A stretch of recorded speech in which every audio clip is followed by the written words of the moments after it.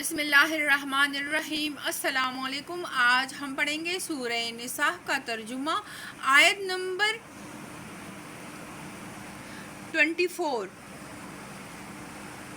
اور وہ عورتیں بھی تم پر حرام ہیں جو کسی دوسرے کے نکاح میں ہو، محصنات، البتہ ایسی عورتیں اس سے مستثنی ہیں جو جنگ میں تمہارے ہاتھ آئی۔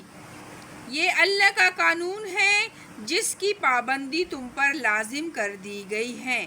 ان کے ماں سوا جتنی عورتیں ہیں انہیں اپنے اموال کے ذریعے سے حاصل کرنا تمہارے لیے حلال کر دیا گیا ہے، بشرطیہ کہ حصار نکاح میں ان کو محفوظ کرو، نہ یہ کہ آزاد شہوت رانی کرنے لگو۔